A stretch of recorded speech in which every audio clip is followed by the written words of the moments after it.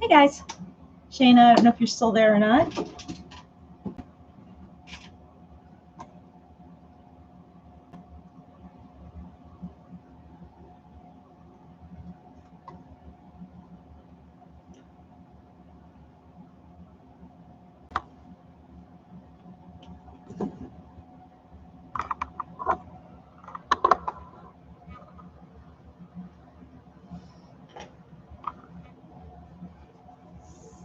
Who I got on here with me. I know Shayna's one of them. I don't know. It looks like I have one other person.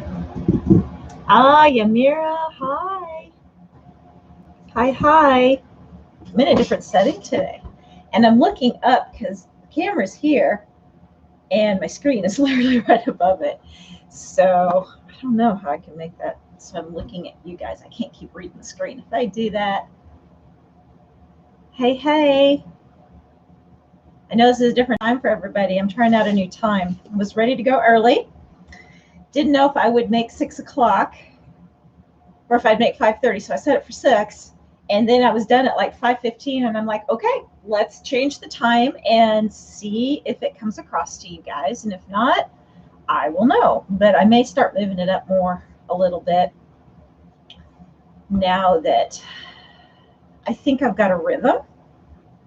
And we may chat a little bit. So I'm going to give people more time to come on before I get started. How was everybody's 4th of July? I missed you guys last weekend.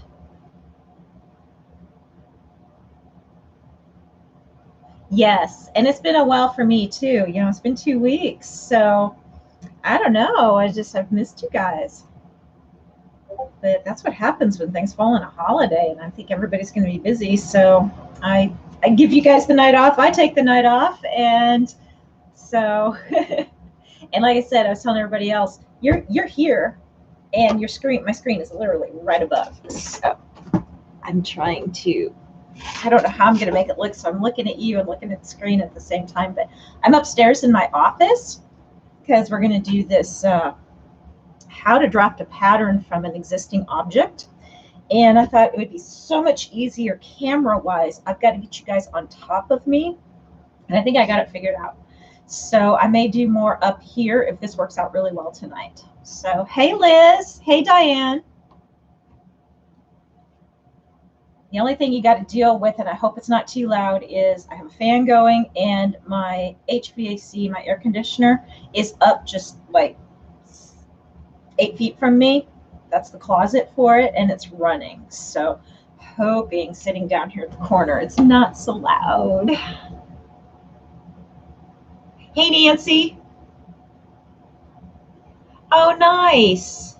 Oh, Yamira, you actually got to meet everybody. Wow, that's great.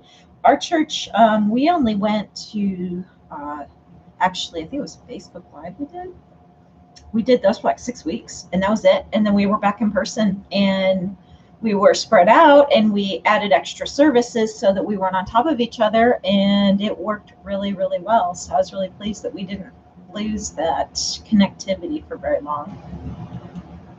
Okay, good, Liz. Thank you. I was really worried because I'm trying to push it down there, but I've got to have a fan because once I get the lighting here, it gets really hot because the area is really, really close here. Hey, Jazz. Jazz, did you change your name, your on-screen name?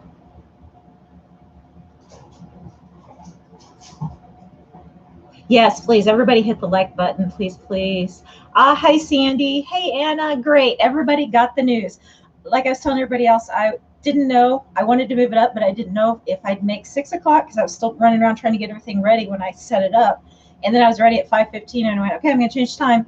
We'll see if everybody gets notified, and you're supposed to if you have your notifications. I thought, okay, well, we'll just give it a shot, and I'm ready to go. So hopefully you guys were too. But yeah, I feel bad that I keep feeling like I'm looking over you. That's where my screen's at. I haven't quite figured that out yet. New location again. So maybe that's a little better. So I'm looking at you, but I'm still going to look over you because I'm reading. Oh, awesome. I like it, Jazz. I really do. I think that's cool. Now you guys just got dark, or I just got dark doing that because I got myself out of the light. Okay. All right, we got 12 people in here. Awesome. Hey, Juana.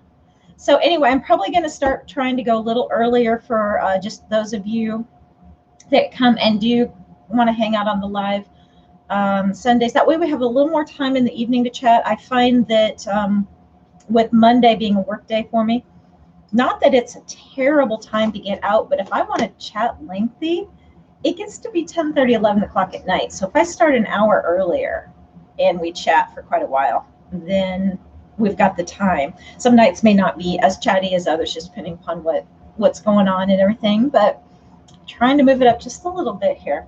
So I know a lot of you, we had, hey, Sierra. Yeah, all the crafty humans are here. Absolutely. Hope I haven't missed anybody. Shamira, hey. Making sure I caught everybody that came in here. So we're going to learn how to draft a pattern from an existing object. I know a lot of you guys have talked about this. I've talked about I was going to do it, and I've also talked about teaching you guys how to mash up patterns. We'll do that on another time. I thought about it, and I was like, I could do it tonight, but I think it's going to be too much, and I wasn't quite 100% prepared because I need to use free patterns to do that for you guys. I can't show paid patterns because I'm afraid I'll show something that I shouldn't. So I need to research some of the free patterns that I can use to show you how to do that, so we don't get in trouble. But a friend of mine has commissioned me to make her purse that she loves from the one that she likes. She wants another one. So I have to draft up a pattern from this. And I thought, well, I got to do it anyway. Let's show you guys how to do this, right? And I know a lot of you have probably things that you want to take from. I just started doing, I've got a knit top that I absolutely love. Fits me really great. But it's starting to get holes in it, and I need to make another one. And it's super simple. It's just a pullover with a scoop neck, but it fits beautifully with cap sleeves. So I did that one the other night. I did my mock-up of it, and then realized I didn't think the seam part here, not seam part, but the neck addition part to it through enough, and I made it a little skinny. And it's okay. I can use it. I'm just going to put it over like my workout tops because it goes just a little bit lower than I expected it to, because when I did it and I measured it, I think I took too big of a seam allowance is actually what happened. And then the fabric that I'm using is really way different than the other knit that it came from. So there's that as well. So I now know I need to add a little more to it if I'm going to make a shirt that I'm going to wear in public. So yeah, that'll go over some of my workout tops, and then I can wear it out in public. It's not a big deal. Otherwise, the rest of it fits beautifully. It was an easy super pattern to finally realize that I've got it down in stone, and I can make a bunch of these now because I just, you get something that fits you really well, whether it be the shorts or pajamas or something that fits your kids really well. And hey, Sam. And all of a sudden, it's like a couple seasons down the road and they've worn it out and you can't go buy another one and you want more, and it's super easy. It's super easy. You're looking at this going, it's like 4 seams. Wow, this is nothing. So that's where this will come in. Or if somebody does this that says, I want you to make me another one of these, can you? And I'm like, yeah. And so I'm going to do this without taking it apart. You guys can also, now I see why she wants me to make another one. It's starting to come apart here. You can also take it apart, take the object apart as well. So I'm not doing that on this. I'll show you how to do it without taking it apart. And I got to quit hitting my tabletop because I see it makes the camera bounce. Oh, that's okay, Sandy. Yeah, it's all right. Oh, hey, thanks, Liz. So first off, Nancy, how's that new press going? I love the color of it. That's so cool. I love that color. It almost matches your Cricut. You had it in your little video and it was sitting right above it. And I think your Cricut is meant where Heat press is aqua, but it was really close. But so cool. Hope you're loving it. Nope, haven't missed anybody else coming in. Okay, so I also have got to figure out a new series moving forward for a little while of what I want to teach you guys. So I know I will, like I said, I will do the mashup. That's going to be one of those, but I've got to put my thinking cap on and figure out some things. We're headed into holiday sewing time, so there may be some holiday items that we work on, that kind of stuff. So I just got to sit myself down and plan it out for the next couple of months. So stay tuned for that. And once I get it planned out, I'll either publish what's coming up or I'll let you guys know like the next couple that's coming up. Haven't decided yet because I'm afraid to put a schedule out there too far out and then decide I want to change it up. So I might just do it for a couple of weeks out. And then you guys will know what's coming like for the next month, which would be the next 2 sew-alongs. And also, I am in the house again for those of you that have missed. I'm up in my office area where I work during the day. And anyway, you're going to hear some noise because the cats are running around and they're deciding that right now is the time for playtime. The dog is in her kennel sleeping. She'll be in and out, I'm sure. I mean, the door's open. She can come and go, but she loves to hang out in the kennel and just kind of sleep a little bit. But you might see a fuzzy walk through once they realize I'm up here doing something that seems interesting, like anytime I'm on the computer. So anyway, let's get going with this. So I'm also up here for those of you that just came in a little bit later because I think I can get you looking top down. I think I figured it out, and that's going to help a whole lot in some of this other stuff. So we may be up here a little more often if this goes well, because it's hard for me to get you up above me in the studio just because my table is so much higher. So the desk is lower and I can use my ring light to help me get you guys up higher.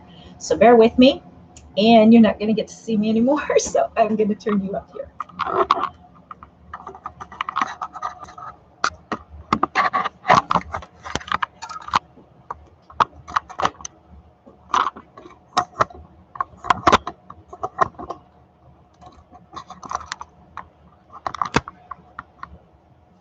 All right. So the things we're going to need to do this is, I always talk about how I love this trace paper. So the one that I buy is from the drafting section over at Hobby Lobby, and it's called onion skin, called trace paper, called bumwad, whatever. It depends upon the brand. You can also get a white color. I'm just so used to the yellow that this is what I buy, but the white is perfect too. There's nothing wrong with it. Comes on rolls that are easy to deal with and many lengths. So you can get, a shorter length than what I've got. This one, I think, let me tell you how long this one is. This one's pretty good, universal. Yeah, 18, that's what I thought. So you can get a 12-inch and 18-inch, and I think they have 24-inch as well. 24-inch for me gets to be okay, but I don't use it as much as I do this 18. The 12 gets to be a little bit too skinny for a lot of patterns. So anyway, just letting you know the sizes you can get. And then Hobby Lobby always has that coupon because this can get a little pricey. So make sure you use your, well, they used to have the coupon. Let me see, Michael's. Michael's has coupons every now and then too. You can get it at Michael's. Otherwise, you can buy it. I think you can get it at, I don't know if you can get it at Walmart, but maybe Joann's, maybe not. But I know Hobby Lobby and Michael's are the two for sure. And then if you have like a Dick Blick or some kind of a art store, you can definitely get it there.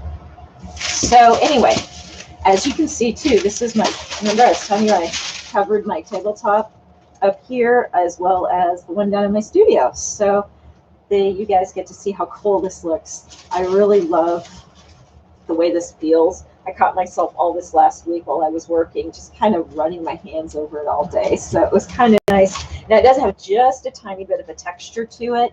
So when I go to draw some lines, I may have to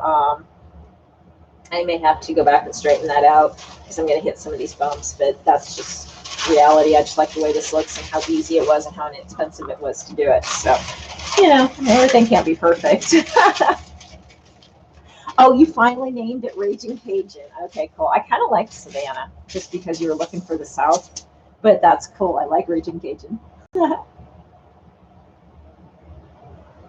So anyway, what I also want you guys to have is a notepad. Now this one I've got is gridded. You don't have to get gridded, but I like using gridded when I'm doing stuff like this, just in case I really want to sketch out a little more of some things that I'm doing, because I'm going to take some measurements, I'm going to write them down. Sometimes I draw myself a little diagram, and to have a gridded paper makes it just a little bit easier to draw your diagrams and to make it a little more explanatory. Plus, drafting is a little bit of my background, so I'm kind of anal that way when it comes to that stuff. I like to have things really exact when I'm making myself diagrams. So yeah, you can do that one. You can use packing paper or butcher paper. The problem is with the butcher paper is it's hard sometimes if you're tracing over. Sometimes I want to get a piece,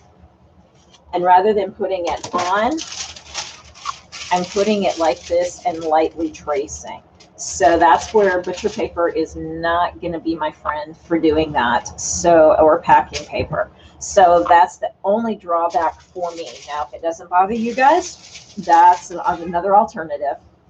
And it sounds like my cats are being typical siblings down there beating up on each other. I've got my boy Brody up here, and this is Bear's my boy downstairs, but my boy Brody up here gets a streak in him just like a boy does with his sisters, and he gets a little too much for them once in a while. The rest of the time he is just the sweetest boy, but when he starts playing, he's like a typical boy and doesn't realize how hard he's playing. So anyways, so I'm going to start with this, and a lot of times when I'm doing something that is very, what do I want to say, rectangular or a lot of straight lines, I don't need this. I just need a diagram that gives me my measurements. But since this has a little bit of a rounded top to it right here, I'm going to want to get that. So I'm going to trace that. That's the part I definitely need. So I probably will just go ahead and make the entire bottom piece from this. But there's also times too when I will just draw it and maybe not complete all the way down and just tell myself how far down I got to go. It's all up to you guys on how you want to do this, but whatever makes sense to you. We're going to do the kind of the my method, but I'll tell you how to do it your way too. If you've never done this before, and how to make sure you take really good notes, because trust me, really good notes when you're sitting here doing this versus when you go to actually cut it out or sew it is a whole different ball game. It makes sense now. It may not make sense tomorrow or in a couple of days or in a week when you get to it. I have done that so many times where I thought, oh, I know what I'm talking about. And then 3 days later, I'm like, I don't know what I was talking about. So, yeah. All right. So, first thing I want to do is also make sure I have a tape measure so I can measure whatever. On this one, I'm going to need to measure the strap. And the strap has a few things going on, so I need several measurements, but this is going to be one of those adjustable straps, so it's extra long. And I went to go get one of my tape measures downstairs, and I had a newer one that I'd gotten, I don't know where. I think it came in something that was like a sewing kit or whatever, and I'd never completely opened it because I was like, oh, cool, another tape measure. I'm just going to set off the side for when, you know, I really need one that's newer, because these tend to sometimes I tend to kill these. And the one I grabbed up here was missing about 3 inches. And I know that, but it's not exactly the easiest one to use. Sometimes they're reversible and it'll have metric and imperial on one side and then just imperial on the other. That one had metric on one side and imperial on the other. And so the part that was missing was the part I needed, because if I flipped it over, it was perfect for the metric side. Started at 1. So when I flipped it over, it started at 3. And I'm like, no, I screwed myself up too many times with that one. So let's leave it be. But anyway, that one I grabbed downstairs, it was like 92 inches. I didn't know that. That's not very normal. And I was like really excited. So I left that one down there because there's been times I've needed it. They're normally 60 inches. So in all my years of sewing, I've never seen one over 60 inches. That was really a pleasant surprise. I was pretty excited about that. So anyways, yes, everybody please hit the like button if you haven't. I'd really appreciate that. And thanks everybody who keeps reminding everybody. I appreciate you guys so much. All right, so let's get started here. Another thing that I do have is I have pins. Now, what am I going to use my pins for? Because we're not actually sewing a pattern. I'll show you later. It's going to be a little bit of a trick that's kind of genius. And once you've used it, you're going to be like, wow, that made life so much easier. So Anna wants to know how I store my patterns, especially the larger patterns. Anna, that is a work in progress right now. In fact, that is something I'm trying to solve at the moment. So I'm testing a method. I may not like it, but I'm folding everything up and putting them in a Ziploc bag for the specific pattern, all the pieces that go to one specific pattern. Put them all in a Ziploc bag, and then either the picture is on the very front so I know what it is, or I label it really well, or have something on, you know, one clear side so when I go to grab it, I know what I'm grabbing. But if it doesn't have the picture, I still label it with like a sticky, like a sticker actually, that you can write on up in the upper left-hand corner, just because of the way I'm storing them. And then I put them, right now they're all on a hanger together with little clips holding them so that they hang from a hanger. I want to get something a little sturdier because the hanger's not ideal. It's just what I had for the very second to get everything up and off the floor. And if you saw how many patterns I had, you would understand why I had to do that quickly, because I had a mess, and I still have a mess down there. But at least now it's an organized mess and I can find them. I can find all my pieces. It took me probably 3 to 4 hours one day to do that, just because I had so many. And then with all these sew-alongs I've been doing with you guys, then I had those patterns too that I wanted to make sure I kept in a way that I can get to should I need to either go back and answer questions or redo something, or I have an aha moment and want to go reteach another sew-along because of something I figured out or learned or thought of or something. So right now that's where I'm at with it, Anna. Ideal, not necessarily. Ideal would really be if I could just lay them over some kind of a hanger. They do make these hangers that have like a dowel that goes across, that you can open the dowel up and then there's still like a piece of wire, and then I could hang it over that dowel and then put it back in, snap it back in, and that would really be kind of an ideal situation. And then hang them like you would coats or something in a closet. Ideally, that's what I would like, because then that piece of wire would hold everything in place for me, and then I wouldn't have to fold very much unless something was really wide. So that's kind of the thought process that's driving where I'm at now. When I get a really good pattern organization method, and if I think it's really different, I will show you guys. But if it's not all that different, I may just tell you about it and we'll be like, it ain't that special, but it works. Okay, So let's get back to this. I love my clear rulers, my quilting rulers. I use these all the time for everything. So I have various sizes. The one I have downstairs, I have like 3 of them down there. One of them's real skinny and about 3 feet long. Then I have my 24-inch one that's 6 inches wide. And then I have a 13.5-inch one that's 6.5 inches wide. And then I also have a triangle one, which is really good for every now and then if you have to cut at a 45. Then I don't have to sit and measure and do all that. I just take the triangle um, template, and then you set it. You learn on the very first one where to set it, and then you put it there, and you can just zip it up with your rotary cutter. So anyway, yeah, and actually in a box is better than what I had. Mine were just kind of like stuffed in one of those open shelves, and I was trying to keep them together and clip them, and that wasn't working because gravity works way too often, and it would take them and just kind of fall on the floor like a waterfall, and then I'd have a mess because some of the clips would hold, some of the clips wouldn't, and I was like, no, I'm done. I'm over this. I got to figure something else out. So at least that kind of helped me unclutter that little section. Like I said, it's not necessarily perfect, and it may not be what I end up with, but it works for now. So I can find what I need to find, and that's what really matters.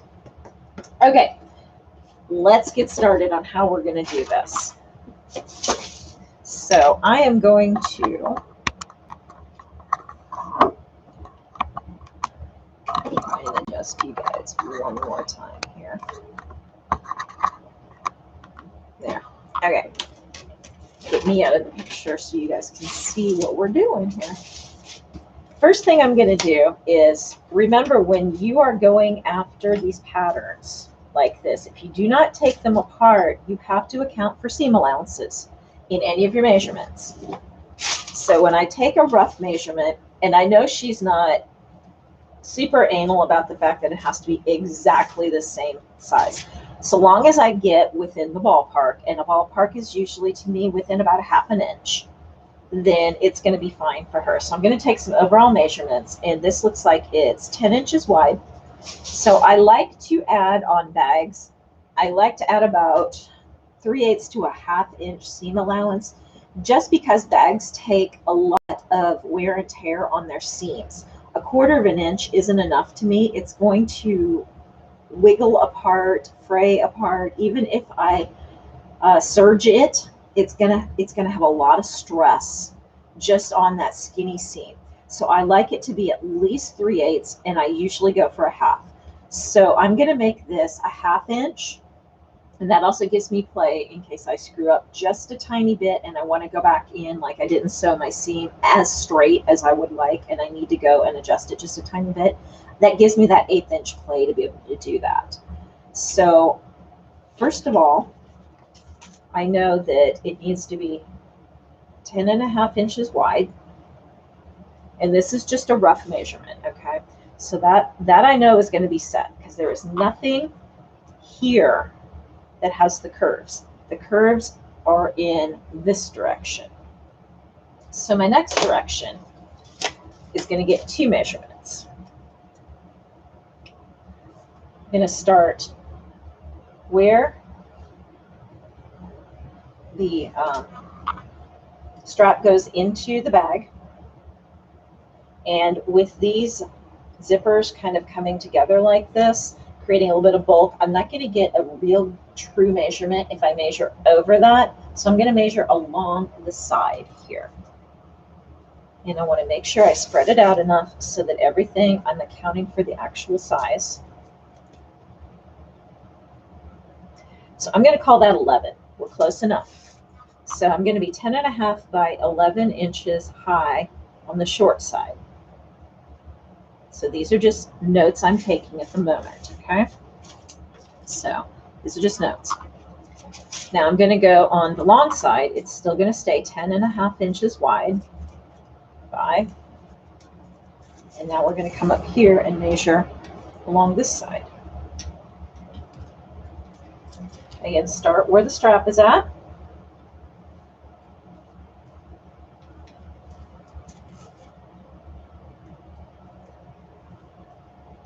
And it looks like 16.5 inches. So, and I forgot to account for my seam on this one. So I need this to add that 11.5 inches high. And this one was 16.5. So a ½ inch makes it 17 inches high on the long side. And again, you take notes however you need to take notes on telling yourself where you're taking your measurements. Now, what I kind of want to do is I'm going to draw myself a little bit of a diagram now, because I've got several measurements here that I need to take. I need to take this one. I need to figure out here. Yes, I'm going to go trace a pattern, but I also want to have this measurement. So I'm going to figure this out as well, because when this comes, I want to know where that curve starts. And so I want a measurement here. So my diagram is going to give me those things, and I will use those as checkpoints to make sure that I am doing everything I'm supposed to be doing to replicate this bag the best I can. Show you guys what I'm doing here.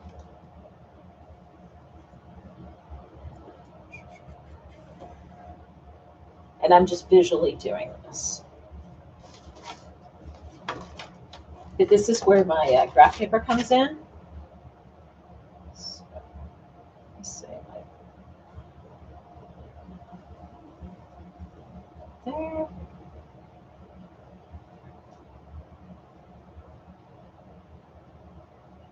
Perfect. So, not a perfect, exact replica of it, but it's enough to give myself some information. So then what I'm going to do, and this is where my drafting comes out, is I'm going to go ahead and mark this diagram. So I've got, I know that that is going to be 10.5 inches across here.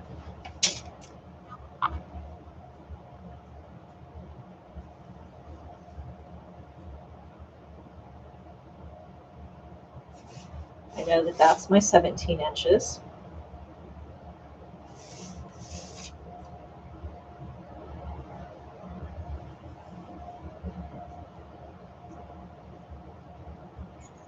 That's my 11.5 inches. All right, so what have I got for this?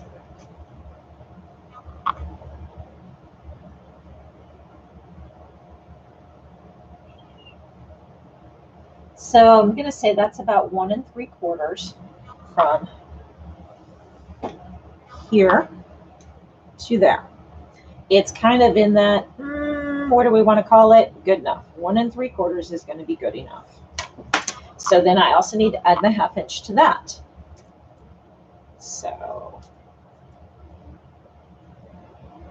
that becomes 2 1/4 inches. Right there. All right, so I also know 17 minus 11.5 here. So that gives me half is 16 and 11 is, so 5.5.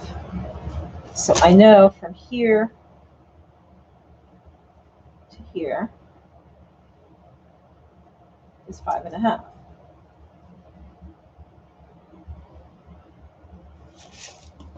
I put that in there just in case. I could figure it out at the moment, but while I'm doing things, I want to make sure that, since my brain is thinking, I want to make sure I'm doing this correctly now, because later on, I may come up with a wrong number just in a rush. Who knows? Hey, Marissa. Hey, Leslie. Oh, you're not late, Leslie. I changed the time on you. So I'm early. You're probably early still compared to before. All right. Now, the next measurement that I want to have is that one that I told you kind of where I think that curve is starting. So I'm just going to kind of eyeball it.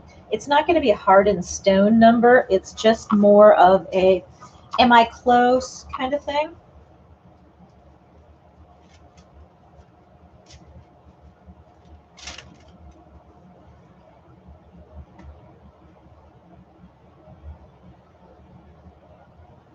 I'm going to say about 6 inches is where that starts. So it'll be at about 6.5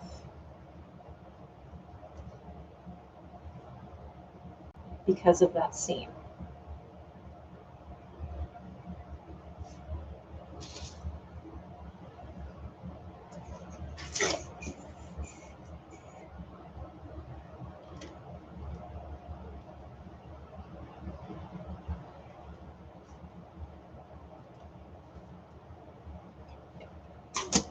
Just had a thought there and I needed to double check something. All right, we're good. Good. And you'll do that a lot because you will think, oh my gosh, did I forget to add seam allowance for both sides, or was that just one? Now, some of these you only need to account for one, and others you need to account for both. So I'm going to assume here my measurement is on this one. Actually, I think what I'm doing is I'm screwing myself up on that. So I'm doing it for one side where I'm taking it from a finished to an unfinished. I've got to decide if that's really the way I want it. I don't think I do.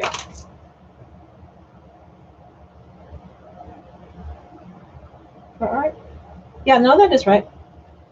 Because if I go, yep, no, that's right. Because I'll take that measurement finished on this part, and then before I put this in, I'll double check it. It's more of just a check, and it's going to be fine if I'm off just a tiny bit. Again, she's not too particular about things. Thing she does not want is this pocket. She doesn't want that on there, but she wants these other pockets on here. So interesting thing, this has a pocket on the back too. So what I've got to look at is it completely separate? And it is. And I figured it was, but you got to make sure. So you got to ask yourself all the questions. What I'm also going to do before I take some more measurements here is I want to make myself a list of the items so that I remember what I'm doing when I move on to the next part here. So I need 3 zippers. And I'm going to probably get a hold of the ones that are not finished on the one end, or they're basically not finished on both ends, but you put your zipper pull on one, and then the other end, I'm not going to have to go ahead and put the end piece on it because it's going to be into the seam. So I want to make sure that at least 3 zippers, I want them at least minimum of 11 inches because I want to have this front end to sew in and this back end to sew in. Now I gave 10.5 with my seam allowance, but with zippers, I'm going to give myself a little extra because I kid you not, it's not going to be 10.5. It's going to be like 10 5/8 or 10 3/4. It's going to be just a little bit longer than what that's going to be just by the time you get everything sewn in. Otherwise, it's going to pull it just a little bit. So I'm going to make sure I have some room to play. 11 inches long. And since I'm going to be cutting these anyway from a roll, what I'll probably do is sew them in. I will put this on, sew it in, and then sew my seams. And once I sew my seam, I will cut it at that point. That way I know I've got it, it's laying flat, I have plenty long enough. But I still like to have these notes.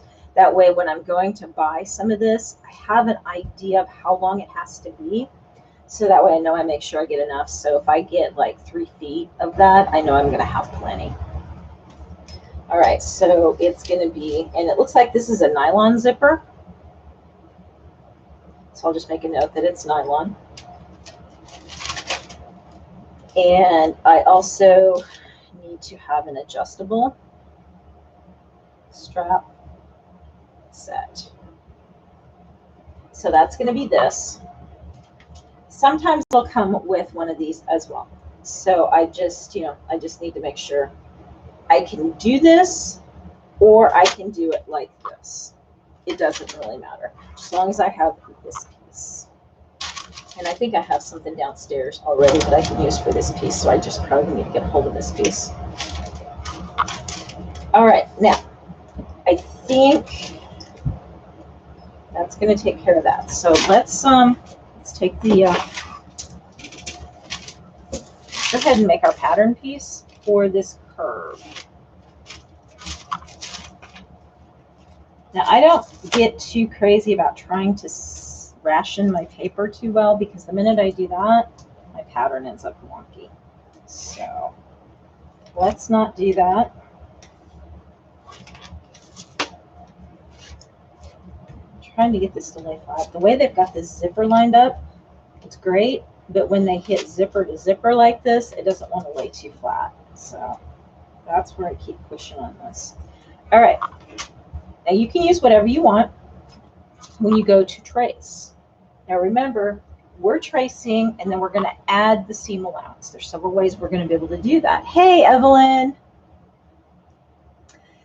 Yeah, and the zipper on the roll, Marissa, I've never really used it myself, but it's not tough because it's no different than me buying a finished zipper and then I'm cutting off the end when I sew it in. And I may not be able to buy zipper on the roll, and that's fine too. If I can't, taking that measurement kind of gives me an idea. See, I find a really good deal on zippers that are already finished on both ends. Say I get a killer deal somewhere, I'll just buy those. It's all about being prepared to find your best deal on something. So yeah, most of the time buying it by the roll is the cheapest way to go, but there's times I have found deals that I'm like, I can't walk away from this. So I just take notes accordingly. So what I'm going to do on a first run with this, you take whatever you want. If you want a pencil, if you want a Sharpie, if you want even like a white pencil. Let's see if the white pencil will show. Yeah, my white pencil's not going to show on this, but you can use any colored pencils. I've got a red one. This would show. Sometimes it's all about the paper you're working on rather than what you're using here. What works easiest, what drags easiest, what seems to show up the best. It looks like it's going to be between these two. And I think I'm going to try this. Now, what I do a lot of times, taking and tracing a line may or may not work. So what I've learned that I do is I'll get in there. I can move this a little closer. I'll get in there and I'll draw dash lines as I go around this, or you can do dots or whatever. And I find I can do a little bit better with getting really exact by doing that than trying to get in there with a straight line like this, because you see how it kind of wants to go on me.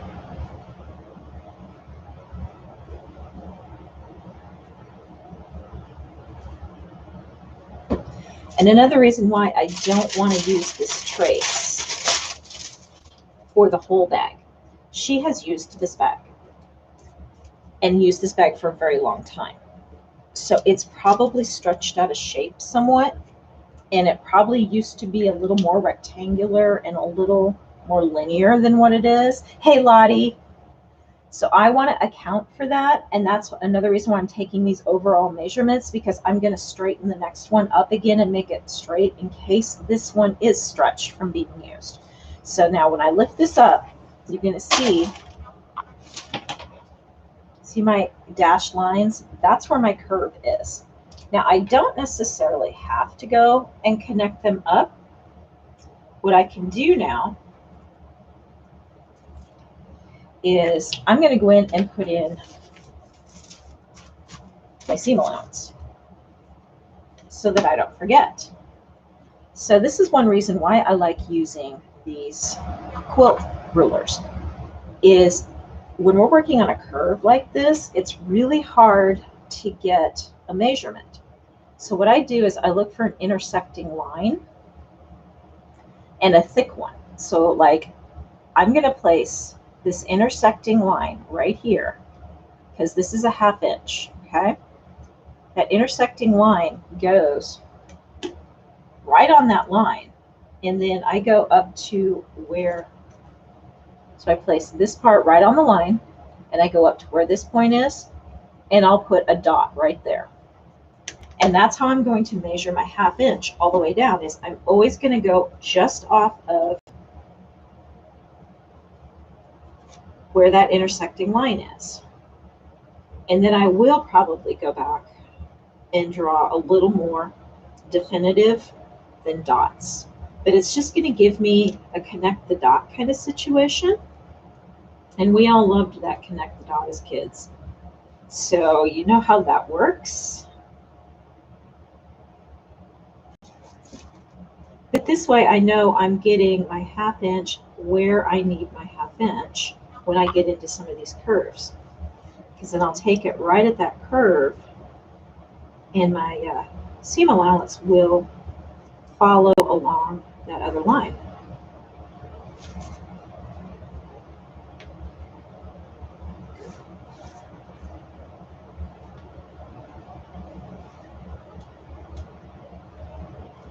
And then I can go put in as many of those as I need as well.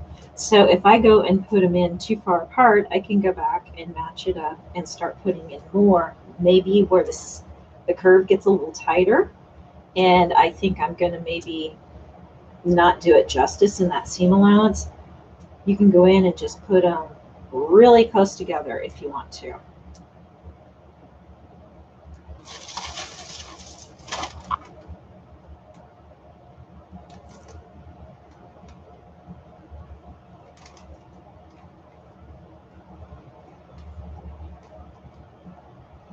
And I take it right out to that edge. So now I'm going to lay, because I went down here, I'm going to lay that kind of at the intersection of my long point, so I know that that's where that's going to end.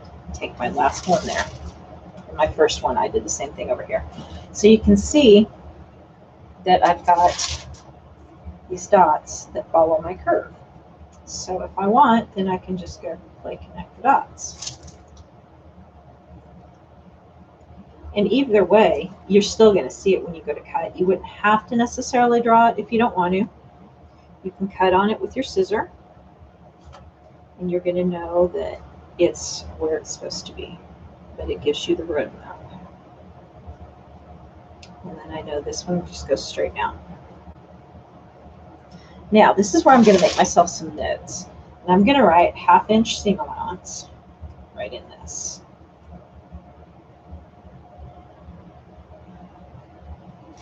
Okay, so I know that's my seam allowance.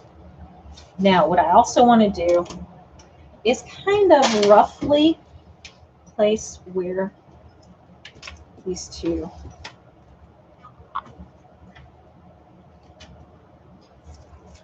zippers are at.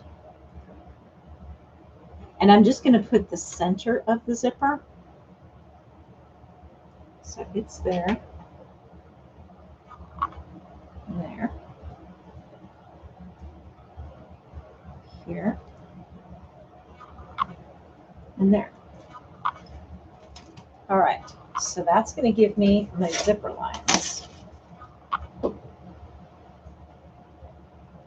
And I'll just draw another quick little. And that's more of a visual thing for me than anything, okay? So now I know where those are placed. And I'm going to go ahead and double back and take a measurement and write that on my list, okay? Hey, Lakeisha. And it's always going to be to the center of the zipper that I'm measuring. So this looks like it falls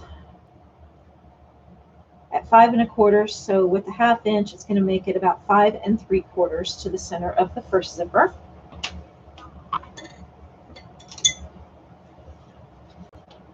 So I'm just going to roughly draw in right here. This is my first zipper.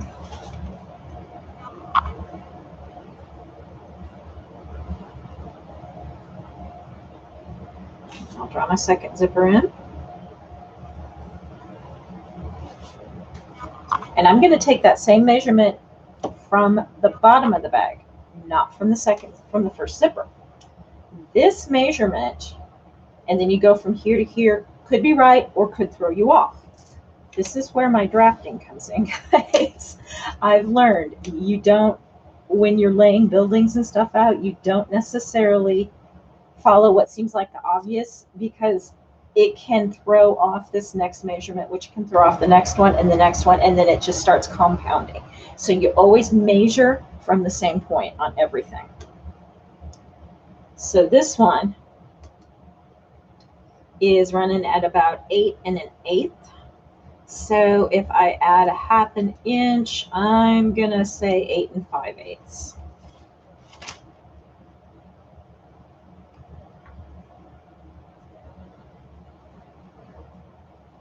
To that one. Okay. So that gives me my 2 measurements on those. Now I know my other zipper follows that one on the back, so I just have to match those up. I already have this measurement. All right, now we got to measure how long and how wide our strap is. Now there's lots of ways to make the strap, and this one looks like it's done the way I'm going to do it. So they will take the width of this strap, and then we double it, add in our seam allowance, but then you're going to fold it over when you go to make it. So you'll cut it, say like you cut it 3 inches wide, and then you fold it in half. So that's what makes this. And then it's also got some like facing and stuff in there. I can feel it's got some structure to it. So this one is approximately, oh, they've got it at about 1 1/8 wide. So my strap finished. Size is 1 1/8 inches wide. Okay, so that means that to cut it, so I want a cut size, because I don't have my length yet either, but my cut size for my width, so we're going to double that. So that's going to be 2 1/4, and then I have to add in my seam allowance, because you still have to have a seam in here. And the way that I do mine, I'm just going to pretend this is, I'm going to make this like our fabric. Hold on.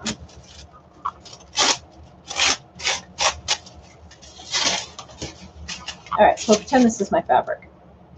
So the way I'm going to make this is I'm already going to go, when I go to press, I'm going to press one side for my seam allowance here. I'm going to press my second seam allowance here on each side. This is what is a little tedious about making these.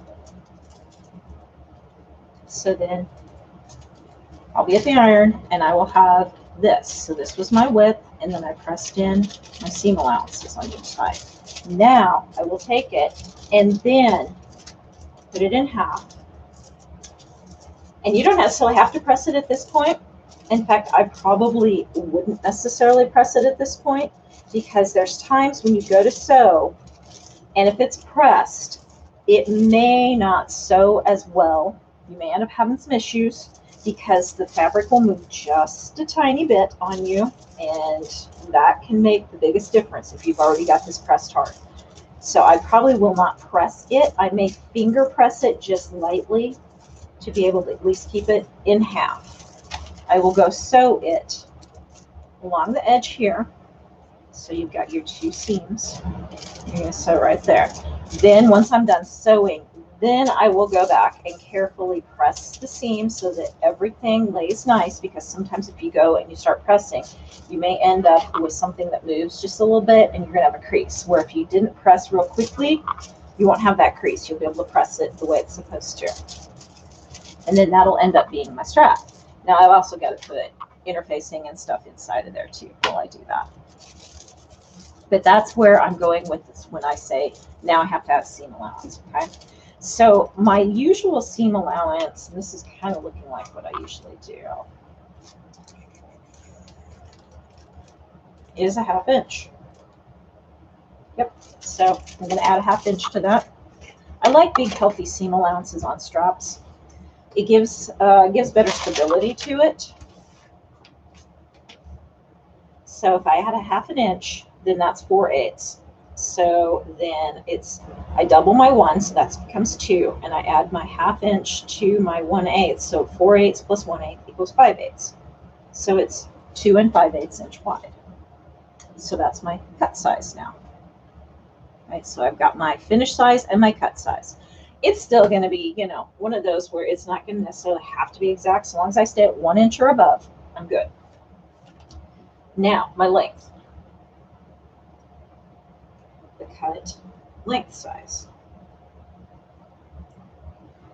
Because remember, we've got to add, and I'm going to add just enough on this side because this can pull here. So you want to make sure you do not get stingy at that point, okay? So again, we want 1/2 inch on down here.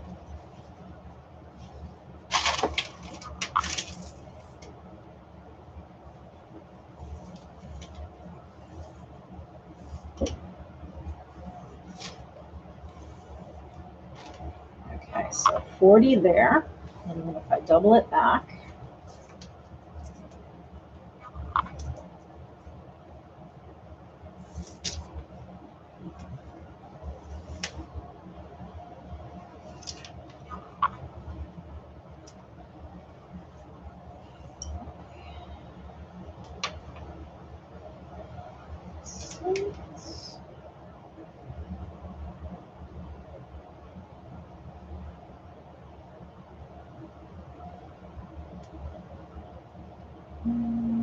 okay, I'm just going to go with 60 because of the way that we have to do this here. There's several doubling backs.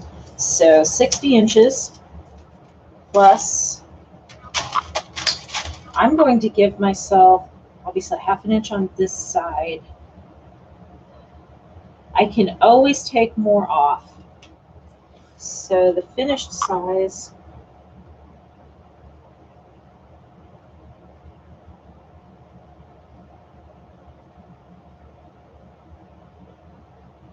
it's going to be 60 inches. So the cut length, I'm going to give myself about 62 inches. I want to be able to have some working room. You can always go on some of this stuff like this and take it off, cut it when you get to where you need to get it. I'm going to finish this end first, and then when I get back and sew down to here, this will be the last thing I have. So if I do need to cut like 1/2 inch off or 1 inch off, I can do it down here. But I want to give myself enough play to be able to have that. And I may even give myself a little more than that too, because I know I can take off length over here. I just don't want to come up short when I'm doing this. And then all of a sudden my strap gets short. All right, so this is the bag, and this is the strap. Now, the other thing we have going on in here is this is a lined bag. So it is lined. And I've got double lining, basically, since it has pockets in the front. So this pocket goes all the way down. This pocket is separate from this pocket. So I've got lots of lining differences going here. Then I have a back. Okay. So I have to line, first of all, line the front and back pieces as usual. So that's this piece and this piece lined. Then I'm going to have to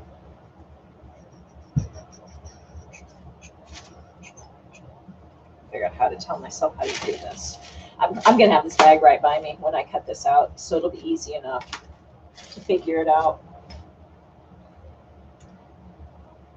back, and then second pocket on the front.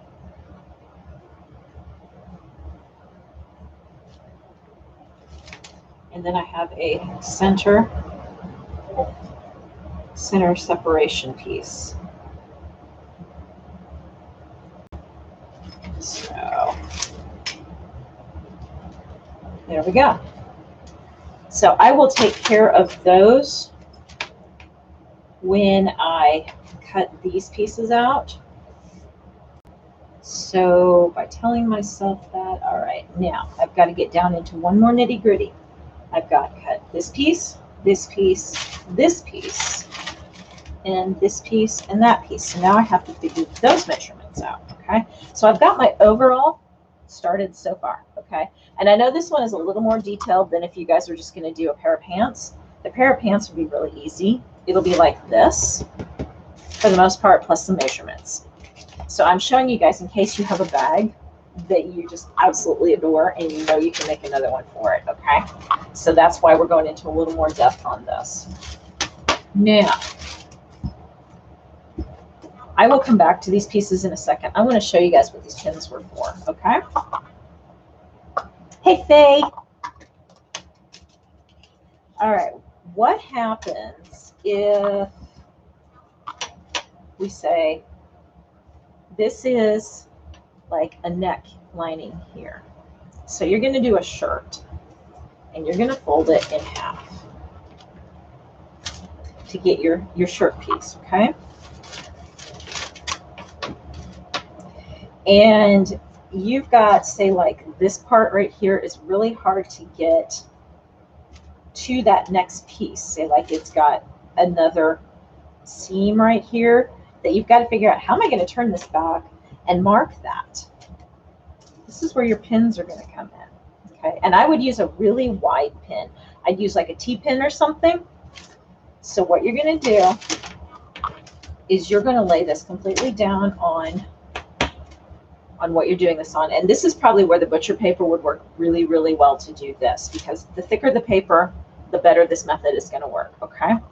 You're going to go in with your thick pin, and you're going to go right through the fabric and put dots into your background piece as you're following that pattern. So it doesn't matter. You're going to get it because you're following it, and you're going to play connect the dots when you pick this up. So you've done your heavy dots all the way along whatever curved surface or straight surface or something that you need to mark that you can't get to very easily without like folding this over and afraid that, you know, you're just going to really make a mess out of the whole thing. So then when you pick this up, this is where that thicker paper and that thicker pin comes in. You're going to have piercings on your paper, and then all you do is play connect the dots with your pen. And so, and you're not going to probably be able to see it on here because I really didn't do it on here, but I did this with my shirt, and I found it by putting a real heavy light on, and I could see exactly where those were. And so then I was able just to go in and trace those dots, and I had the perfect curve. It was, for the shoulders, you can do it like on your, if you're doing your sleeves and you need to mark this part without ripping your piece apart, that's how you do it, is you fold the piece like you're going to cut it, just as you would to go cut it, and then you put your pin through the area and just follow that along. But like I said, you've got to have that really thick paper and that really thick pin for you to be able to see the dots when you pick it up. And then it's super simple, super, super simple. And you're going to be like so proud of yourself when you do it. So that's what the pins are for. Okay. All right. So now, and I didn't want to turn this down, so I was afraid it was going to burn just like it did. I thought maybe I would see some of those pin dots, but no, they're not there. I didn't think they would be. Okay. So now I know that this is 5 3/4 to the center of this. So that's a good enough measurement, because that's going to give me 1/2 inch there.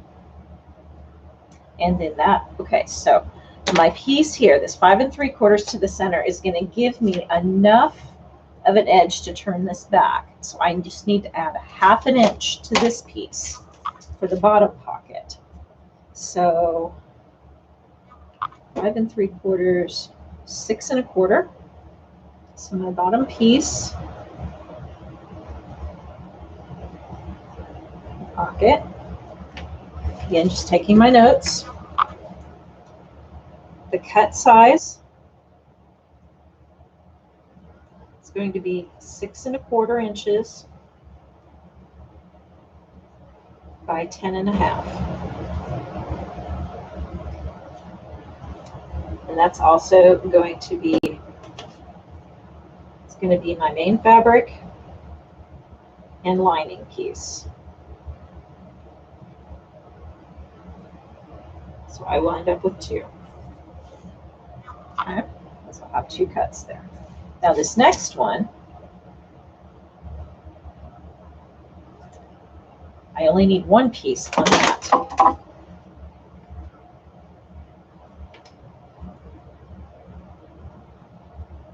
But I'm going to cut this one extra big because of the way I did that measurement on this zipper that I was telling you about that I want to take from the bottom, but I need the width here. But if I cut that and give myself a little bit more allowance to turn back under, I can lose that in my finishing seam. I just want to make sure I don't cut myself short.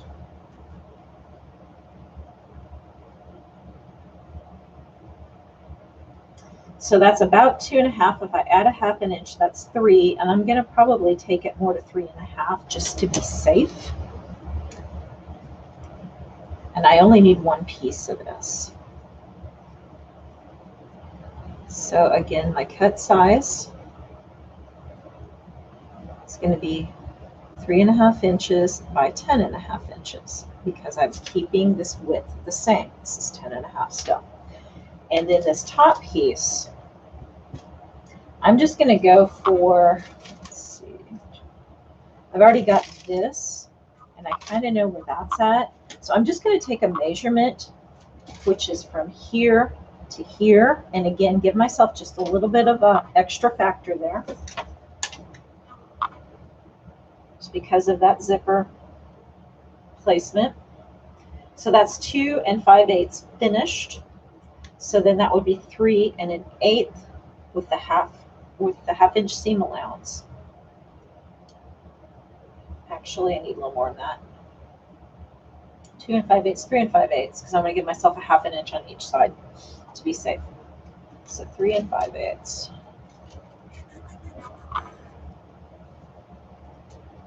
5/8 inch by 10 1/2.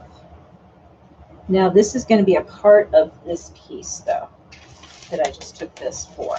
So I'm going to write this on here as well, that I want that to be 3 5/8 inch because I'm going to be cutting at this point. So I just want to make sure I give myself that much room down to there. And then that's going to take me over all the way to here. So that's where this piece falls in. Okay. This is really the only piece that I needed to draft on here. The rest of it I can do by measurements. Oh, Angela, you're okay. You're not late. I'm early. I started early. I'm moving the time up just a little bit. So you're all good, honey. Okay. The other thing that I need to account for is this tab, which I'm going to have so many pieces of scraps at this point. I'll just go ahead and make one of those when I decide what this piece is going to be. So that's not a big deal. When I'm putting this together, I'm going to be looking at this anyways. So it'll be all good. We'll get to that later. And then this piece is going to fall. So this I'm going to have to cut 2 of the main fabric. 1, 2.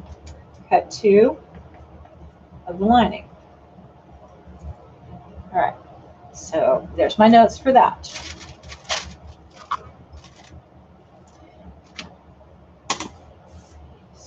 Okay, and the middle piece is just the main fabric.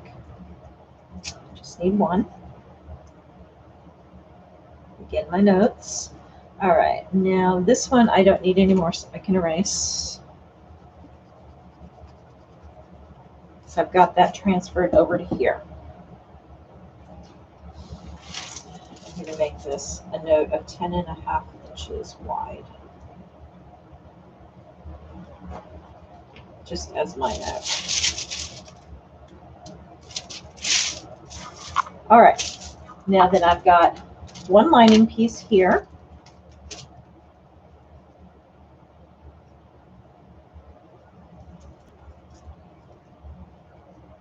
My cut size. Again, it's going to be 10.5 inches wide. We know that. And I will go ahead and take a measurement and add, that's 8 5/8. So I've got this measurement already. And this is the lining that's going to run from here to here to separate this pocket from this pocket.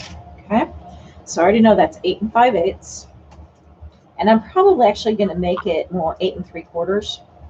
I always like to have a little extra for finishing on just zippers and seams and things like that on the inside. I just don't like things to be a little too short, sooner than be too long.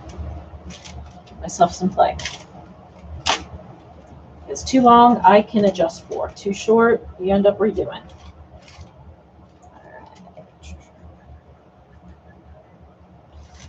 Got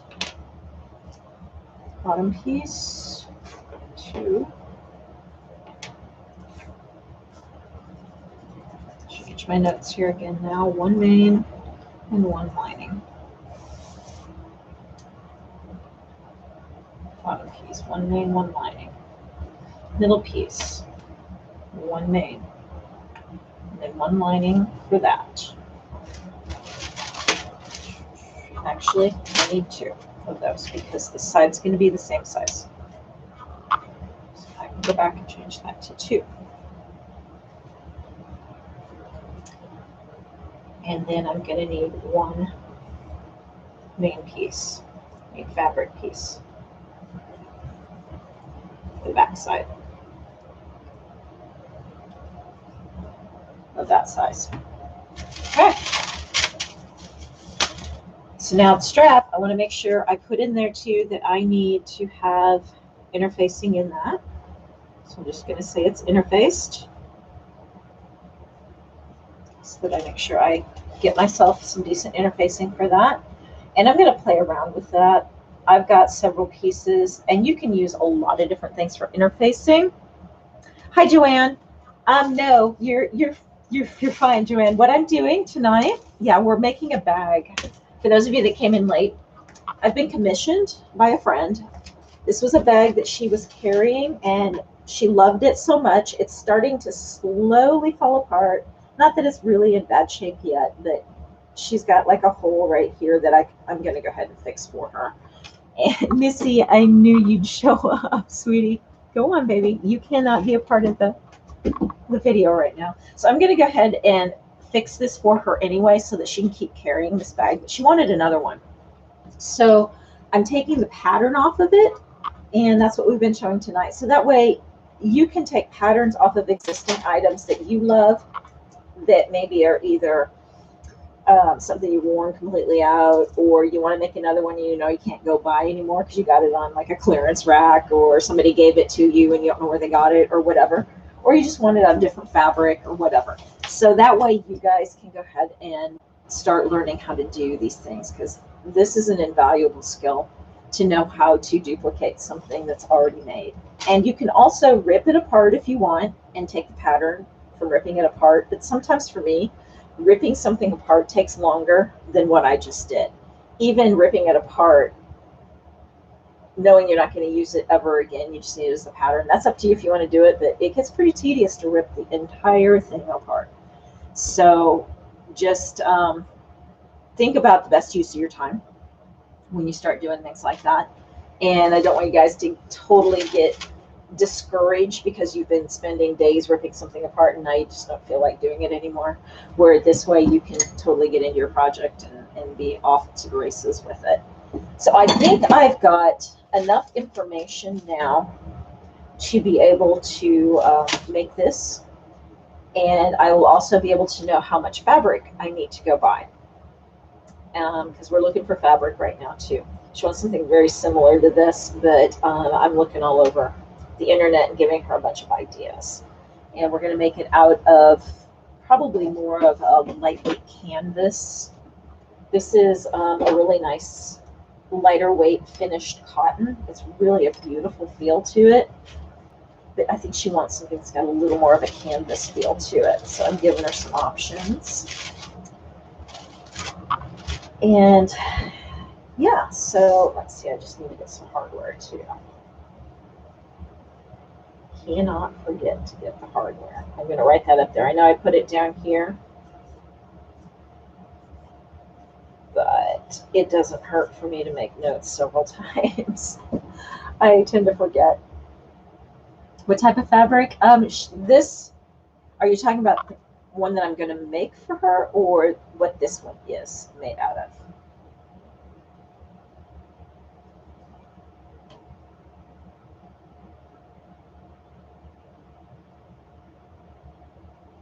Awesome, Nancy. Am I in your video, Nancy? Is that what you were doing? I don't mind if I am. I just, all of a sudden, that light bulb just went on. Make, okay. She wants it out of a lightweight canvas. I had made a bunch of bags at Christmas time. I know I've got a picture of them here that I showed you guys a while ago. And she was one of the recipients of that bag. It was for the people that were on my job site. And that was just people within my company. So it was the wives of the gentleman that I was working with on that specific project. So I'd made 9 bags, and she loved that bag, and she loved the fabric I made it out of. And so it was kind of it was a canvas, but it was a real lightweight canvas. I'm trying to see if I've got pictures of it. Remember where they were. I know I showed you guys these. They're so far back. I've taken so many pictures since then. Here they are. Okay, so these were the bags that I had made. Come on, focus, focus, focus.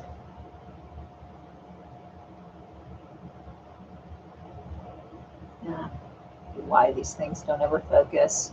Now I know why everybody has that problem. Anyway, this was a lightweight canvas, and then I had put the initial, I'd embroidered the initial and their name on all of them. Hey, Deborah. And she says she carries it all the time. And then this is a leather strap. And then the inside was lined with, I don't think I did a pocket inside. I think I just made them really nice and able to stand up. So anyway, that's, I think that's, she fell in love with the fabric of that one.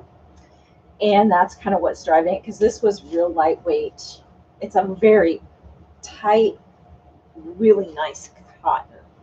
It might even be a poplin, to tell you the truth. I think it is a poplin, the way it feels.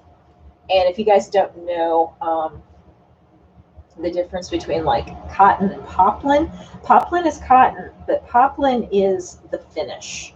This is a really soft hand. It's a real fine weave. If you get a chance, there are a bunch of websites that you can order fabric from, and you can order samples in the different types of fabrics that they offer.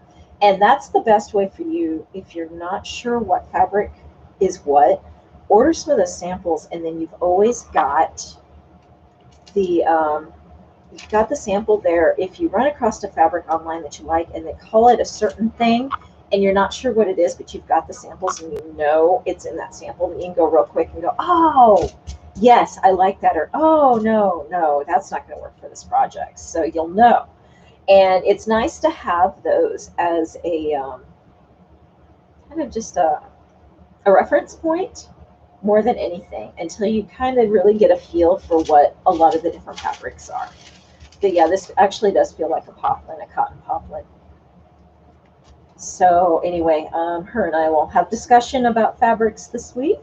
and we will get down the road on that. But I will probably be able to add these leather pieces to the poles. These are always nice on poles. As you girls know, some of these poles are not easy to hang on to, and you always like to have a little bit of a something to grab onto. So I can easily add these. I've got a whole bunch of leather downstairs.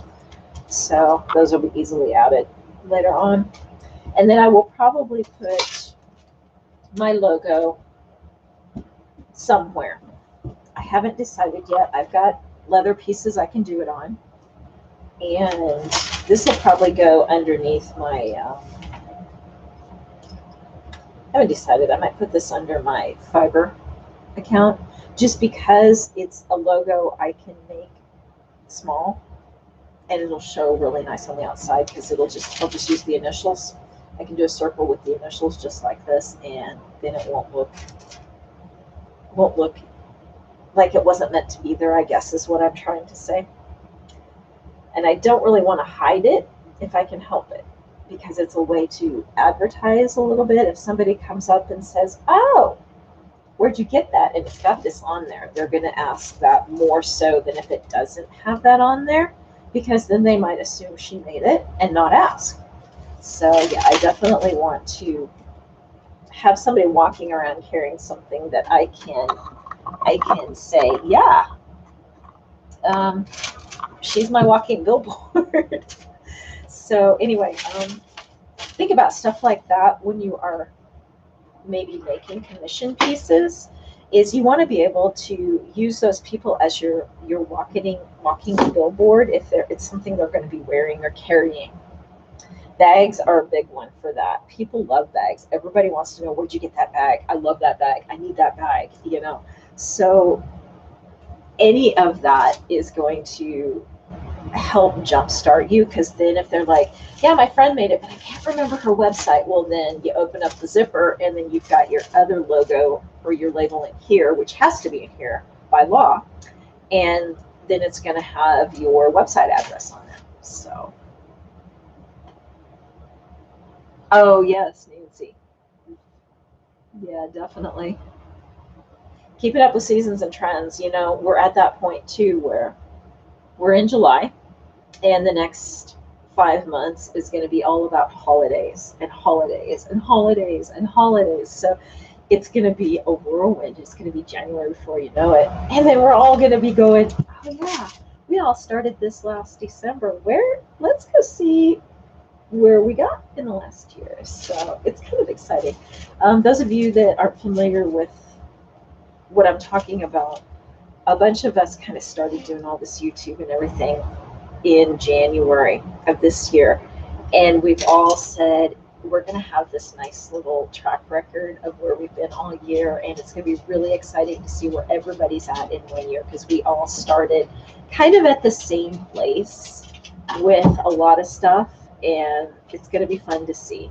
And nobody's going to be lagging behind, because everybody's going to have developed at the speed or the rate that was right for them. So it's just more just seeing the journey. That's what's the exciting part, because we can be like, remember when you were afraid to do your first video, or remember when you were afraid to get your Etsy shop open or your website up, and now look where you're at now. So it's going to be so fun.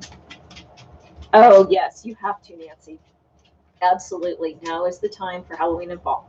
You absolutely have to get that going, and I would definitely start listing it by August 1.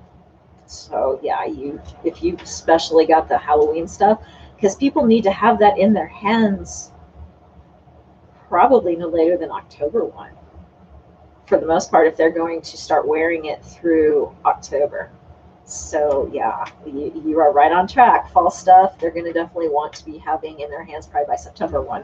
So perfect. And then, like I was telling everybody too, July, sometimes retail wise, is big for Christmas and July sales. Some of you have seen those. Some of you I know weren't familiar with that so much. Doesn't mean you have to do it. It's an opportunity. It's a retail, kind of a retail holiday time where you can go in and test some of your holiday ideas or your holiday pieces or whatever you've got without going on a grand scale So you can put a few out there, and maybe you're like, okay, I only want to keep 3, but I've got 5 or 6 designs, but I really only want to keep 3. So you put all 6 out, run a really good promotion, and see maybe what your top 3 are, so that you can weed out those, or test colors, or see comments, anything, before you really get into the real deal later on.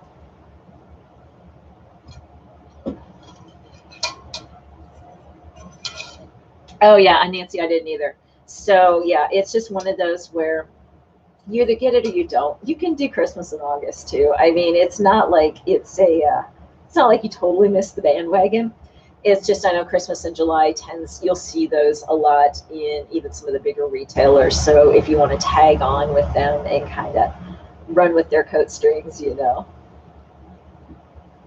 Oh, Joanne. Okay. So the printer thing. No, I haven't gotten my printer. My order got canceled this last week. I kind of was starting to wonder if that wasn't going to happen. So, because it's been a month since I placed my order, and it was on back order when I placed the order, because I called the guy, and he said, yeah, we ordered them at the, I think he said it was like May 24th, 25th, somewhere in there. So when I placed my order, they'd already been on order for like 2 or 3 weeks. So I thought, okay, that's cool. Even if it's another 3 or 4 weeks, I'm only about a month out. Hey, Adiani. And all of a sudden, I'm not hearing anything, and I'm looking on their website, and it still says back order. In fact, a lot of them are saying back ordered. Well, I got an email and a refund about 3 days ago, and he sent me an email, and he goes, I just found out they're discontinued. I can't even get them. So I was like, okay, that's all cool. So now I'm back at square one, and I've been doing a lot of research, trying to just make a solid decision about my next step on that, because I think I know which way I want to go. And then I hedge. And then I'm like, oh no, I'm gonna go here. And then I hedge. And then that's it. And I've only been doing this for a couple of days. So I'm like tired of thinking about it, tired of researching. So I'm gonna just kind of put it on the back burner for another week or 2 and work on this. I also applied, and we'll see if I get in, but I applied to a local market. We've got a lot of farmers markets down here, and I chose one that I thought was kind of in a good area. And I applied for that like 2 days ago for August and September, because it's only once a month, and July's was yesterday, and I wanted to go visit it really bad, but yesterday I did not have time. So I was really kind of bummed. I thought for sure, I was like, oh, I'll go check it out before I apply. And then I realized, oh, you're busy. You got things going on all day you kind of forgot about. So I just kind of applied. The area that it's in is fine. I'm not worried about that so much. And I liked their presence on the web. They have a lot of things going on, and it's juried. I like that. The price was really good for it being juried. So I'm like, okay, I applied for that. So I got to see if that happens. And if that's the case, then I've got to start producing and getting that going, which is all good. No worried about that. But then I was like, we're back to the printer. I might need that a little quicker than I was thinking too. So, all right, Nancy. Yeah, you go feed the goblins. I'm glad you joined me. So that's kind of where I'm at with the printer story for now. It's coming.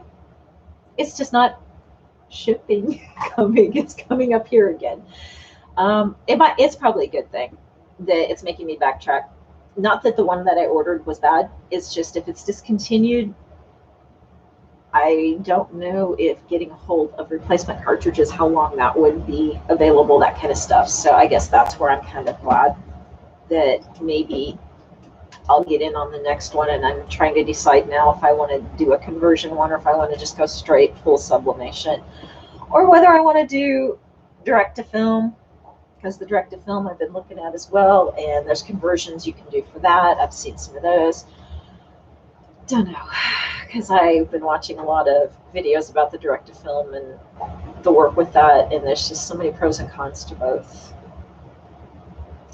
that I'm like, oh, my head hurts. My head hurts too much. I can't do this. I can't think this much anymore. So, did anybody have any questions about this? Because I kind of took off on a tangent and told you you can do it with clothes. Kind of showed you ways to go about it, and you should apply that to your clothes instead. But then I forgot to ask if you guys had any questions. And this is my coffee keeping me going here. And I'm surprised Missy only made one appearance. Usually when she's up here, she's insistent. Now she could come up and be a part of the video and you could be all good.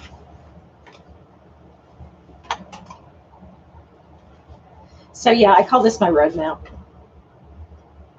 And this will look however it needs to look for you guys. This is just how I usually give myself a roadmap.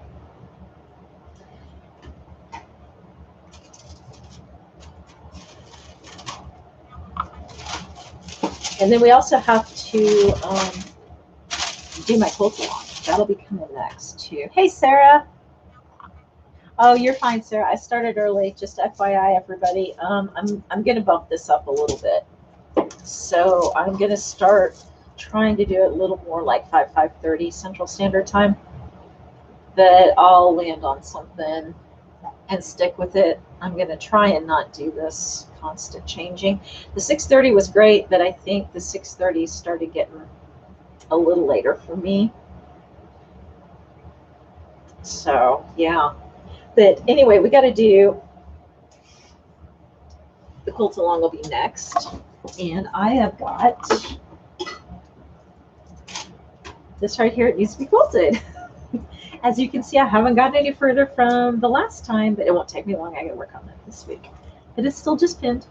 So if anybody's still behind, this is where I'm at right now, so don't feel bad. Sarah, I'm looking at you. But yeah, we'll do the quilt along. I was thinking it'll be this week sometime. I just need to do this, and I'll probably work on this tonight. I'll start quilting this tonight. Life got in the way again, as it does, but that's okay because I had to take advantage of some time I had for getting outdoor activities done in the house too. So, hey, Nero, how are you doing? Good to see you. I know, that's why I said, Sarah, I'm looking at you because I'm behind too, so it's all good. So yeah, I am not going to schedule the quilt along the next one until I know I have this completely quilted. I know that there's times I think I'm going to do something and have it done by X date, and then work gets in the way. So I am anticipating this week. We'll see. May end up being Saturday. Again, I would rather do it during the week than on the weekend, but we'll see. May end up being next weekend. I hate that this one's pushing, but we're going to be right at the very end on this next one. So this next one will pretty much be the last where we bind the quilt. So, oh yeah, that's okay. Yeah, and this, you know, this there just isn't a good time for everybody, Nero. It's all good. You guys always know you can go rewatch. So I'm just happy that you come by and say hi and drop by for a little while. That means a lot to me. Hey, Zoa.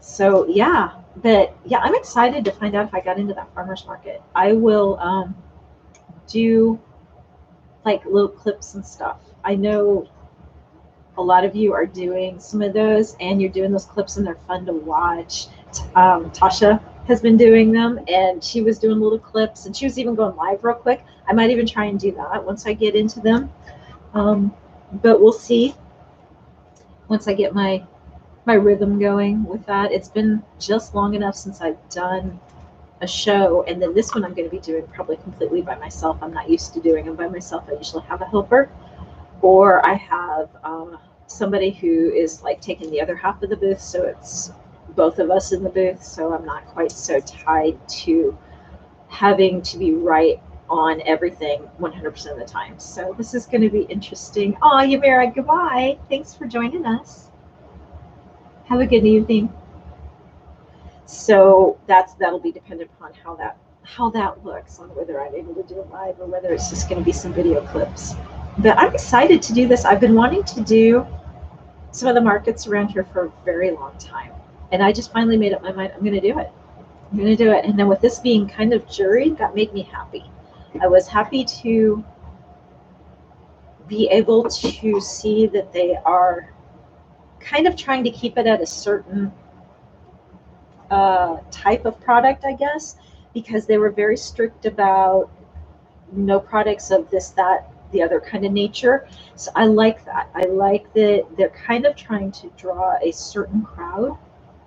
And I think that works better for the children's business when there is like a certain crowd that gets drawn and they really do jury what's going in there. So I think the sales go better for me when it's that way. Now, maybe not so much for some people who have some of these other products, and maybe when it's not quite so juried, their sales will be better. So we'll see. We'll see.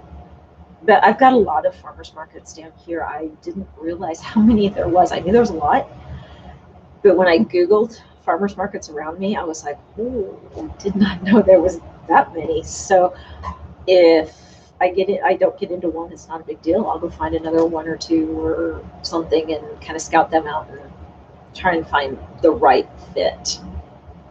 Some of them are, there's one that's very close to me, and I've been to that one a lot. It's an awesome farmers market, but that wouldn't be the right fit for me because it's mainly based around food. You go there, you know you're going for like kombucha and coffee, and they sell, actually have people that sell frozen meat. So it's organic frozen meat and then organic vegetables and stuff. You see very little tangible goods. So I hesitate for ones like that because I don't think that that would be a good fit for me because everybody's going there for food, particularly.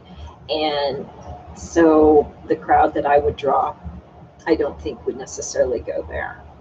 So that's what I mean by making sure it's a good fit.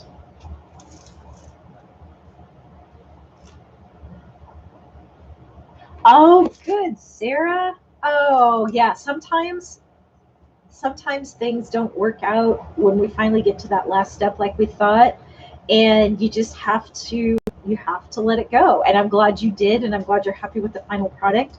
The crochet part though, you can still use. It was beautiful. Sarah was doing a baby blanket, and I was trying to help her put a backing on it. She crocheted this gorgeous baby blanket, and she wanted to put a fabric on the back, and so she was replacing basically Minky with her crochet. And so we were trying to get the backing on, and I had left her with, well, this is how it needs to go together, and she was having some bulky seams, so we were working through all that. And hey, Patty, and that was the last I'd heard, so I'm glad you're reporting back.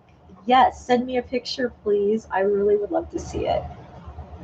But yeah, no matter what you send, they're going to be very proud of it and love it because you made it. So it'll mean a lot to them. And those of you that came in late, let me show you my desktop. Remember when I was talking 2 weeks ago already about I refinished my desk upstairs and my table down in the studio with this press-on vinyl. Look at this. I just love how this came out. It just warmed up this space up here. This is my office that I'm at during the day. So I sit up here. I've got a double screen, which actually works really good for this because the screen sits up on arms and then it rotates. And so I was able to rotate one of those screens connected up to my computer, which is a little ways over there. And it's working. I'm really happy with how this worked out. So I was able to get you guys down and looking straight down on what I was trying to do, which is what I've been trying to accomplish for quite some time. So I'm probably going to be up here more on some of the vids than I was thinking I was going to be because this worked out really amazing. And I can sew up here. This table is, I actually have a sewing machine that I set up here during the day. And if nothing else, I lovingly look at my sewing machine. I sew over here sometimes in the evening when I don't feel like being down in the studio, or I feel like the fuzzies up here need some attention and I can't go downstairs because I've been down there too much. But Bear Bear needs some love right now. So I'm gonna have to go spend some time with him because he hasn't seen much of me in the last couple of days. So yeah, and she just sent me this. I gotta look at. Oh, that turned out so beautiful, Sarah. You did a good job. Oh, that turned out so good, Sarah. Oh, that is so pretty. So pretty. Oh, that's a beautiful gift. She also did a matching burp cloth and bib. So the baby is getting a blanket, a burp cloth, and a bib out of the Minky and the fabric that she chose. So cute. Cute, cute, cute. And it looks like it's bumblebees. So the fabric is bumblebees, and then the backing is the Minky. So sweet. Oh, I love it. You did a good job. So yeah, now I'm like I said, I'm backtracking about that printer thing. So I just had this feeling that was going to happen when you guys were asking me, did you buy all the ink? Did you buy all the supplies? And I kept holding myself off for some reason. I'm like, no, you wait. You wait. You don't have the printer. If you order it, what if they go ahead and cancel it on you? Then what are you going to do? And what did they do? They canceled my order. So something just kept telling me that was going to happen. I should have just known. So anyway, I'm not out anything. It's all good. It's all good. I'm just really glad that they were very prompt in letting me know what happened.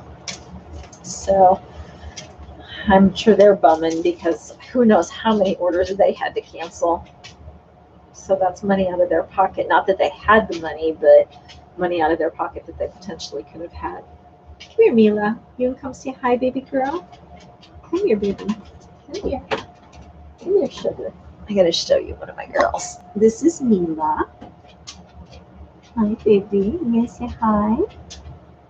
I call her my little rag doll because she's just flops. Anytime she wants attention, she just comes up by you and just literally throws herself on the side and flops right by you. You talk to her from any ways away, and she throws herself on the floor, flops, rolls all around.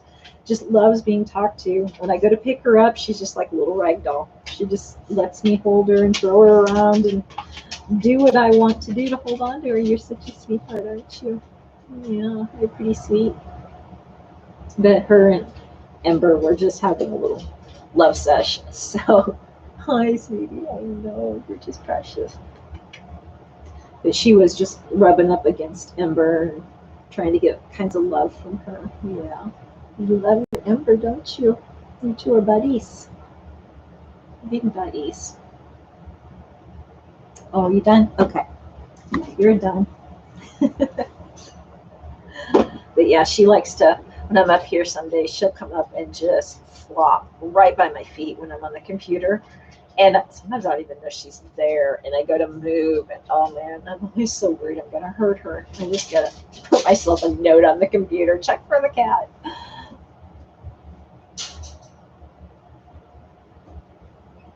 So yeah, it's going to be probably just me doing these sew-alongs for a while because I know Amber is super, super busy. And she's going to do some sew-alongs. They're going to be a little more impromptu. They're not going to be scheduled like mine is. Oh, thanks, Patty. Yeah, I think she's pretty cute too. Can you believe somebody just kind of discarded her?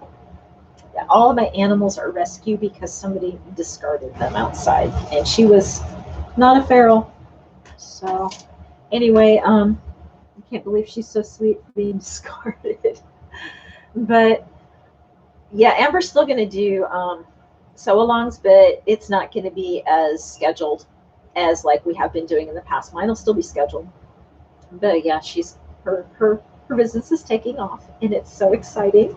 And you guys have been watching how her business is taking off, not only sales-wise, but just her being able to work with Sewing Machine Plus and all of the opportunities she has with them now. So yeah, I'm just so excited for her to see how she's growing and how things are changing. And she felt really bad when she sent me a text that she's like, oh, I can't do this much anymore. I'll do them, but I just don't know when. I was like, don't worry, it's all good.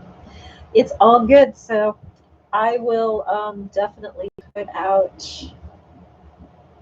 a schedule for the next couple once I know I've got to sit down and really think through some of this because I want to capture some opportunities with Halloween and Thanksgiving and Christmas holidays, all that, and make sure I don't miss something there that we can get, because I need to get those here in the next couple. That way, if you guys have, if this sparks an idea for you guys, or it's something that you want to incorporate into your business, you'll have a chance to take advantage of it. I don't want to wait until like end of September, October and do those. So I'm going to flip it and try and see if we can't get the next couple sew-alongs to be holiday-ish. If I can think of some things, I'm sure I'm going to come up with some things. It's just right now my brain's not there. But yeah, I want to make sure I'm building on the skills that we've brought you to so far and keep taking you guys a little bit forward. But I know that quilt along is next. Next Sunday's again going to be a work with me. But now that Amber and I aren't necessarily going to stay on that regimented schedule, it may not be in every other. There might be times where I do a sew along 2 weeks in a row, just depending upon if I come up with something where I feel like I found a holiday and another holiday, and I want to get those to you, get that content to you as quick as I can so you can take advantage of it. So that's why I'm saying it may end up being a little bit more of a scheduled mashup. And yes, I am going to do pattern mashup. Like I was telling the girls earlier on, I want to make sure the patterns that I'm showing you on though are free. I don't want to just grab some patterns downstairs and then infringe on some copyright. So I have to be very careful about what I show you guys. So I want to make sure everything I'm using for a mashup is a freebie, and that's going to take me a little bit to put together. If I could just go down and grab whatever I had downstairs and use it, I could do it. I could have done it tonight. But then I started thinking about it, and I'm like, no, I got to be very, very careful what I show, because you cannot show a lot of paid patterns in these YouTube things. You have to be very careful. It's very much like copyright material when we talk about fabrics, trademark fabrics, and all that, that you can't use those in your shop. I have to be very careful what I show. So that kind of put the brakes on it for me, because I was putting this content together for tonight, and I was like, oh, maybe I should show you the mashup too. And I was like, no, I can't yet. I can't. I'm not prepared for that. Oh, good, Diane. See, you guys are thinking holiday already just by what you're already working on. So I'm glad to hear that. But yeah, also, since I was talking about those festivals, make sure you guys are taking advantage of any fall markets. A lot of people are big attenders of fall markets. They want the Harvest Festival experience, the Fall Festival experience. That's especially up north, Midwest and up north. That's kind of a big thing, because that's when all the produce comes out, and that's when all the pumpkin patches are out, and everybody wants to go partake of that. And so you guys can have some pretty amazing chances at some festivals. So just make sure you're paying attention. Some of the applications for those are coming out like right now. So be aware of what's going on in your backyard and in your local backyard, and that you don't miss an opportunity or a window by even a week, and you're just like, oh man, that closed last Friday and I can't get in now, it's too late. So do your research if you're not aware, or if you haven't thought about it, but you know there is, granted there's craft fairs too, you guys know about those, but some of these farmers markets or pumpkin patch markets or anything like that, there's so many different things that go on in September and October in the colder states. So make sure you're taking full advantage of things to get as much money flowing as you can. And then that might also boost your Etsy sales going into Christmas, because people will already have had a taste of you locally, and it could be cheap marketing for your Etsy business as well. So even if it costs you, say, $40, $50 to get into a market, and maybe you sell 40 or 50 and that's it, make sure you're concentrating on promoting your business as well, and you're getting, if nothing else, cards in people's hands, and you have a nice banner and you have a nice presentation, and you talk to people and they find out where you are located. So you'd be surprised at how much back dollar will come in through your website, and you don't even realize it was because you talked to this person, or you gave that person a card, or they remembered you or something. So just because maybe your sales weren't good doesn't mean that it was a bad market. It maybe hasn't just fully materialized for you yet.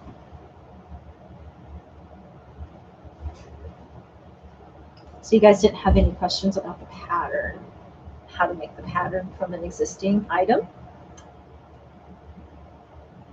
It was pretty, I know it was pretty explanatory, but I just want to make sure any of you had any questions.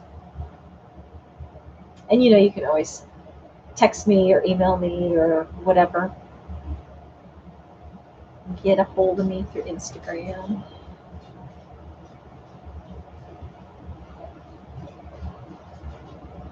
I can't believe it's been 2 weeks, guys.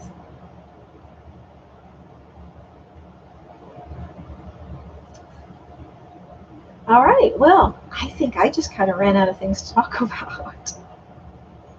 And I didn't have anything else up here to work on. I'm kind of sitting in my little hole back here. I didn't have a place to put my sewing machine and all that. Yeah, me too, Joanne. We've got to pick out the fabric. This is going to take a little bit of time. I'm going through and finding a bunch of fabrics to send to her and give her some ideas, because actually, to tell you the truth, let's talk about this for a second. Patty, this is the pattern. I've been commissioned to remake this bag for a friend of mine. She loved this bag. She's carried this bag, and it's not wearing out, but I don't know if she's like, oh, I'm a little tired of it and wants to change it out or what. But anyway, I'm giving her some options as well to do 2 different fabrics because of what I'm finding. And so I saw this bag, since it was segmented, as an opportunity to do some corresponding fabrics. Only the fabrics aren't from the same fabric line or designer, but I'm finding some things that go together. Like there was a really cool kind of like a watercolor striped material. So watercolor, I mean as in a little bit transparent in areas, was not a crisp, straight, one color stripe. It kind of had a little bit of a wavy edge. It was really cool. And then another graphic pattern that kind of had those same colors. So I was like, you know, we could easily do, you know, stripes and then the graphic, and then flip it over, stripes and the graphic. And if she wants to really change it up or whatever. So I was just, that's what I'm doing. So I'm trying to find a whole bunch of stuff to give her some ideas to think on. So I don't know when this is going to be 100% done. Once she gets the fabrics picked, then we'll be doing really good, and I'll be able to get it ordered and get going on it. But it's still probably going to be about 4 weeks once that's done and I order. Then it's going to take probably about a week to get the fabric, and then I want to make sure I just take some time to do this. So good night, Diane. Thanks for coming by. So yeah, that's but I'll make sure that if nothing else, I have pictures. I will probably put the pictures on my website or on my Instagram for sure, so that you guys can see that if I forget to show you the final bag. Sometimes I get in a hurry and I forget to do that. I'll take a picture, but I'll forget, oh yeah, I was going to show you guys. And I send it on its way, and then I'm like, oh, too late now. So, she's not the quilt type, Joanne. So yeah, good idea, but I can't see her going for that. So that's just me knowing her. Now, if I did not know her as my customer, I would probably offer that, but it would change up the way this looks, because when she gives me this bag, I probably wouldn't even go to the quilting because this bag wasn't quilted. So she's probably thinking, no, I want it like this as much as possible, or you never know. when we start talking fabrics, what will come out in our discussions. So we'll see. We'll see what happens. But yeah, I've definitely got to fix her little right here. It's just one little spot, and it's of course in a really tough spot to fix because it's where everything's coming together. So this is going to be interesting. I may have to hand sew that to get it to be able to fix that. Anyway, I'll get it fixed. It's not a problem. But I just can't quick like just go throw that on the machine and fix it because it's not in an easy spot to do that with. So yeah. So well, guys, I'm gonna let you go on with the rest of your evening. That's the other thing about us doing this a little earlier. It still gives you guys a chance to go. Those of you that are in a different time zone, either put your kids to bed or go have dinner with your kids and your family, or just to kind of relax a little bit before the work week starts. So I'm going to stick with this earlier time going forward. I'll try and put up my notification when you do the sew along a little sooner. I thought this was going to be a work with me tonight until I thought of this. And I was like, this is what I got to work on tonight, so I might as well show you guys what I'm doing. So that's why it kind of became a different avenue than what I was planning, and so I put it up at the last second. But other than that, I still try and give you guys a day or two notice. So if you want to grab your stuff and work along with me, I would love it. Totally love it. So you have a great week, everybody. Thank you for joining me, and those of you that came in late, you know, hit the thumbs up before you leave. I'd really appreciate that. And I will see you guys next Sunday for sure. And before then, probably with the quilt along, unless it doesn't go well for me this week. But you will see the posting for that. Love you guys. Thanks so much for sharing your time with me. We'll see you next week. Bye.